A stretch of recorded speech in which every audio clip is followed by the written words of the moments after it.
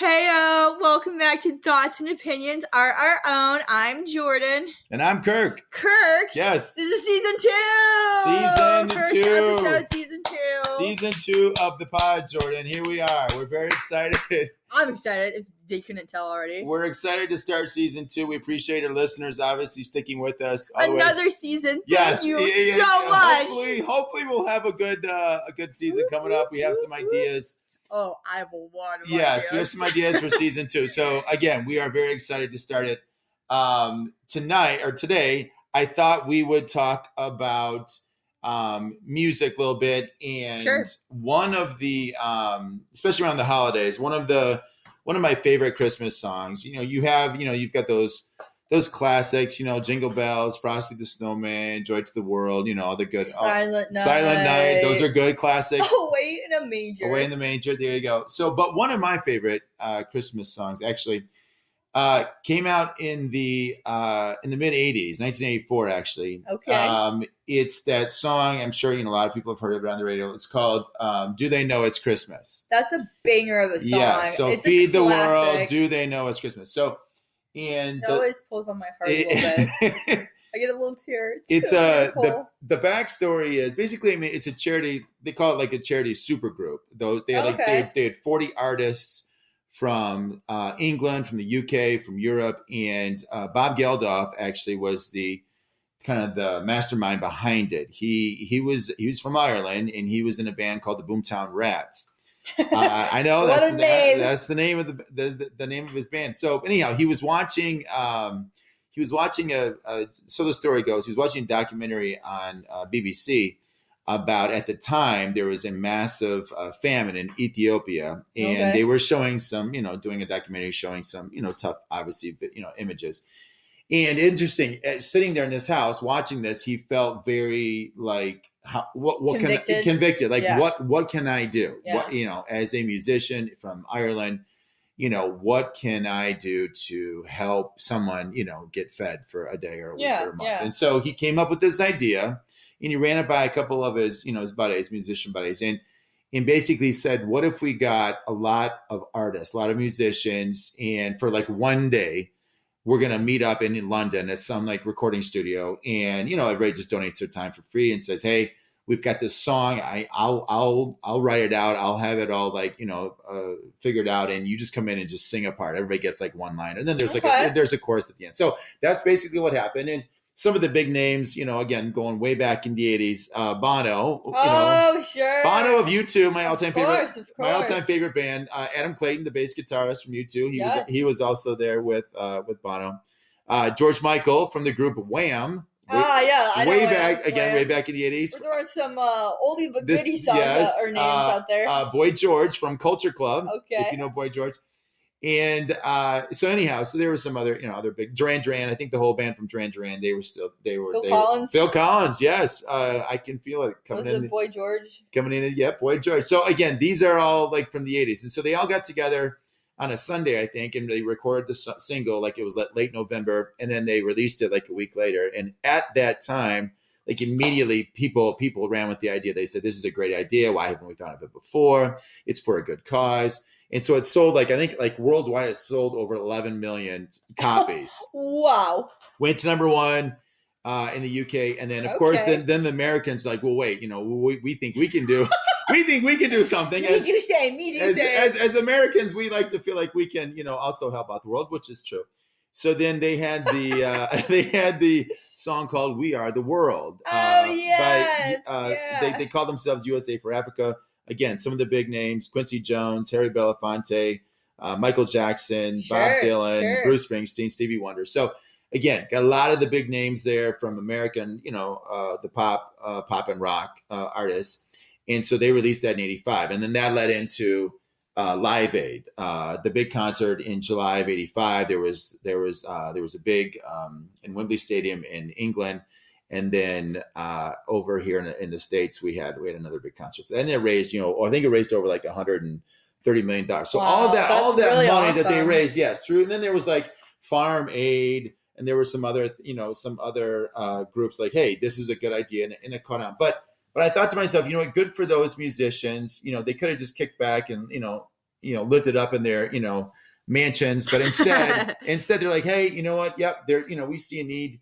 There's these, there's a famine going on in Ethiopia. And even though it's not here in our country necessarily, but we're all human. And how can I help? What can I do to help, my other, human, brothers and sisters in the world? And so that's so cool. It is. It's a great story. And so, but I was thinking, I'm hungry just thinking about it now. Talking about food, but I was thinking about that because I thought, it's interesting because, as different as we are as people on the planet, all 8 billion of us, it's interesting because we all, like all human beings, like today, when they woke up, they all have to have like 3 things to survive in my mind. It's oxygen. Like all of us have to breathe oxygen. We all have to have some kind of like liquid to drink, like, water or some kind of, beverage. And then we all have to eat food. That's the way we were designed. That's the way, we were created with our bodies. And so you have to breathe oxygen. You have to have some kind of, beverage, liquid, water, whatever. And you have to eat some kind of food. And so, but I thought I was thinking about, like, even in the scriptures, 2000 years ago when Jesus was ministering to people, he was, he started his ministry at age 30, and for just over 3 years, he was walking and he was preaching and teaching but basically what he was doing was feeding people spiritually. Yeah. And he was connecting to them, on a spiritual way. But there was that one story, and he goes out into the desert. I think it's in Matthew chapter 15. Oh yeah. He goes out into the desert. He's been preaching, teaching in the cities there. And he has to take a little, probably a little time out, whatever. So he goes out in the desert. Intermission, because it's a lot of giving. But it's interesting because the crowd like followed him. They're like, hey, like this guy is like connecting to me like on a spiritual level, maybe that no one's ever, ever connected to me with before. And so he goes out to the desert. And again, it's in the scriptures, he keeps, he keeps preaching and teaching. And then as the sun starts going down in the afternoon and evenings, the disciples come up to him and say, hey, Jesus, like, hey, we do a great job. You're healing people, you're delivering people. Buddy, yeah. But hey, should we take a little, little We're getting hungry, break for dinner? Yes. We got thousands of people. We don't have like a restaurant out here, And it's interesting because he said, well, what do we have? And there was again, in the story, there was a little boy who had his mom, I think, had packed him. She knew, bro. She knew. She knew what was going on. So she packed him a little lunch and said, here's she's like, my baby's not going without a little snack. Just right. Yeah. Now, why didn't she go with him? But that's okay. So she's like, and I don't know. Maybe she had to work. And maybe she was busy with something else. So, but she's like, hey, if you're really going out in the desert to see this guy named Jesus, take a little lunch because, who knows how long it's going to be. And he had like 5 loaves of bread and 2 fish. But it's interesting because Jesus, he took the loaves and the fish and he blessed it. He prayed over it, and it supernaturally multiplied enough to feed, over 5,000 people. That's so awesome. And I thought, wow, like again, Bob Geldof in the 80s realizing, hey, there's a need physically. How can I help? What can I do? I'm going to, come up with this idea and get as many musicians and artists together to raise money and to raise awareness of the famine there in Ethiopia. Here Jesus is, 2,000 years earlier. A miracle. Same thing. Yeah. Again, he perform. He's preaching. He's teaching. He's ministering to these people. But then there's a physical need too. So he's connecting with them spiritually, but he's also now he realizes he's got to connect. To take it to the next level. To take it to the next level, and he does the miracle. And I know we've joked about this before. Like sometimes we're in church, like on a Sunday morning. And we might be whispering, guilty. And we're whispering, like, "Hey, what are we doing for lunch?" Or, have you felt that way before? I mean, okay, confession, right? I can't hide anything from God, but yeah, there are moments where, like, I mean, everyone knows, right? Everyone knows the joke, and if you don't go to church, come on to any church in America. I'm sure the pastor will joke. There's always that point in the time where the pastor's like, "Oh, hey guys, cancel your lunch plans. We're gonna be a little late here. I'm going over my sermon, but yeah." So cheap laugh, but basically like, hey, like, yeah, I'm running behind. I know what's next, right? You go to church and then you get the Sunday lunch special. I don't know what it is. Sometimes even like nowadays, I feel like people will like sort of sleep in. Or they'll go to brunch first, and then they go to the later service. So they're not as hungry, but then you get out church later. Sure. So it's like, okay, whatever. But church is connected. Church is connected in that way, especially on Sundays, like you said, here, especially in American culture. Yes. You either you're getting a brunch and then go to church, or you go to church and then you got lunch plans. You got a lunch later. Yeah. And then sometimes if you can't make it, you lean over, you're like, does it have gum, breath mint, a little Tic Tac with you during church. But I found a hack to it, and I don't know. how good this was. So I swear I love kids. So in the nursery, you know, or like the little children's church, if you helped out, there always came a point where it was snack time. Right. And let me tell you, those churches had the best goldfish I've ever had in my life. A little cheesy cracker goldfish. Yes. The snack that smiles back. Yes. This is not sponsored, by the way. We're not. Not an ad. No, this whatever. Is not an ad. But I'm just saying, the little goldfish. I mean, they had Cheerios. You know, they had veggie straws. Yes. Sometimes, you know, the parent, you know, was feeling fancy and they'd bring their own private snack for the kid. Oh, sure. But those little kids knew. They would come up to me, more. Yes. They would sign language, and they would be like, more. And I'm like, okay, I just gave you a cup, but 4 cups later, you're good to go. And a perk of doing that was having goldfish myself. So, man, I smashed on that goldfish so good. What would it be like then nowadays? Like, what would be equivalent? Yeah, equivalent of like Jesus being out there, like, you know, Coachella. I mean, I don't know when Coachella will happen. Yeah. You're out in the desert, right? You're there with like millions of people, well, not millions, but like thousands of people. Concerts here, there, but you're out in the desert, so it's hot and sunny. Okay. Or if like Ariana Grande or Taylor Swift or Miley Cyrus or Demi Lovato or Selena Gomez, I'm totally name dropping here, any of the current ladies chose to do like a concert out in the desert, and then they just stop. Well, whether it's at Coachella or Taylor Swift, they're like, hey guys, like, we're going to take a moment here. You know, something's going on with concessions, but I know you guys are hungry and thirsty. Right. Here's a bottle of water, and here's like a little mini like Jimmy John sandwich or a Subway sandwich. Right. And they just like, and it's not like, oh, they only feed like the people that are in the pit or like people who got the really good seats. No, it's like everyone, including all the way back in the nosebleeds. And I'm assuming like their staff and crew too, because I'm assuming the disciples got a little snack too. Sure. So that would be so cool to like, here you are, you're at a concert. And you're sharing to surprise people a moment with your like celebrity that you're watching. Yes. And then like the person sitting in front of you, behind you, to the back of you, like there you are for like 5-10 minutes. You're all just eating there. Yes. And you're like, wow, even that celebrity / star singer is just like me. Like they're eating too. Well, because so not only are they like entertaining them in terms and connecting with them on a spiritual level, because music really is spiritually. I love music. Yes. But it also, again, if an artist realizes like Jesus did, hey, I'm ministering through song, but at the same time, like it's late in the evening and these people are hungry. We got to give them some kind of food or like you said, some kind of bottled water or something. That would, I mean, what a great story. That would be so awesome. What a great story. CNN would definitely do something with that. Oh my gosh, like social media would like social media would, it would oh my gosh. Did you hear what Taylor did? Did you hear what Taylor did? Oh my gosh, that would be cool. Hashtag feed Michigan. feed Michigan. That'd be so cool. The other story in the Bible, in the scriptures I was thinking about also was in, I think it's John chapter 21, where Jesus is, it's a one-on-one moment, teachable moment with his disciple, Peter. Sure. And Jesus is talking to Peter and he said, Peter, do you love me? And Peter says, Jesus, of course, like, come on, bro. You're I put my life on pause to basically follow you for 3.5 years in your ministry here. And Jesus says to him, feed my sheep. Mm-hmm. Feed my sheep. And Peter's like, okay. So then, a few minutes later, Jesus asked him again, do you love me? And Peter's like, you just said, yes, we just went through this. Yeah, of course I do. Feed my sheep. And they said, feed my lambs, feed my sheep. So Peter's like, okay. So then third time, Jesus says to Peter, do you love me? And now Peter's getting like angry. He's like, Jesus, we literally just did this. Of course I love you. Of course I am with you. I'm one of your disciples. I would give everything that I have to be with you.